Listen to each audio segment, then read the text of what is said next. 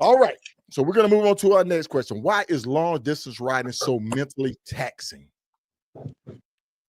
Okay. So it's mentally okay. So one of the questions that we ask in the basic rider course is riding more physically demanding or is it mentally demanding? Okay. It is the true answer. It is mentally demanding because you have to. Okay, so just the controls of the motorcycle. You're using your both hands. You're using both feet. Right. Your mental acuity, your peripheral vision, everything you're using pretty much at the same time while you're scanning the road. C, which means search, evaluate, and execute. That's an acronym that we use. So you're using every single thing, all of your smell, your ear, everything. Everything is working at the same time when you're riding a motorcycle. All five So senses. everything, All five everything. senses. Listen. Yes. So when you're out there, the mental part is taxing because not only the things that I just mentioned, you have to deal with the drivers, you have cars, and of course, we know that the cell phone era has made it even more dangerous for us. So the mental part of it, can I do this? What if? So the what if factor. What if this happens? And of course, 99% of the things that we think are going to happen never will. Mhm. And worry is a problem, is a down payment on a problem that we might never have. But Mhm. at the end of the day, it's mentally taxing because of the decisions. Every decision we make has to be smart. Okay. Everyone, because we don't have really any room for error. Because one mistake, we might not come back from it, right?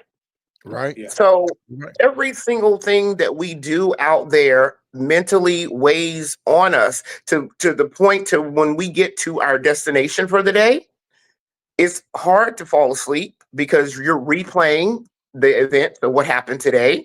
And God Mhm. forbid if you got to wake up the next day and you got to ride. So you got to think about that as well. So for me, I can withstand, pain in my shoulder because I've had a surgery. I can put some ice on there but turning the mind off from when you're out on the road, Right. that's the hardest part for me. That's the most taxing thing. And after a while, it starts to weigh you down because mentally, to push through the mental part, I can push down pain, physical pain, but pushing down my mind of the road and the day's events, I find that hard to do sometimes for me. Okay. Pat, take the next. What's your take on that, Pat? So uh, the mental preparedness, the biggest thing for me is planning an escape. Mhm. I mean everything she said was absolutely on point. Um, but at any given time, you don't know. You don't know what the cage is going to do. You don't know what the truck is going to do. I Yep. mean, the pedestrian, whatever it is. So I maybe not right. I typically run a little bit faster than the general flow of traffic, so I can pay more attention to what's going on in front of me than behind me. And always trying to plan an escape. What if this happens? Where do I go? What do I Yep. do? How do I Mhm. get out of this scenario? So Yes. when I'm moving, it's a constant awareness of where can I go to get out of what situation.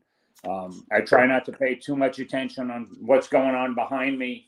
Obviously you watch your mirrors because somebody is definitely going to be moving faster than you. You have to be aware of that. But Mhm. you want to make sure you've got a way out and mental preparedness for the ride. For me anyway, just comes from experience. I mean, the more you do it, the easier it's going to get. Once you've got your bike set up and you've done some trips and you know what you've got going on, you know what you need. You know where you're going. You know what you need for food. You know what you need for hydration. You know how long you're going to go for fuel. You already know your body at that point, so you know where you can go, what you can do.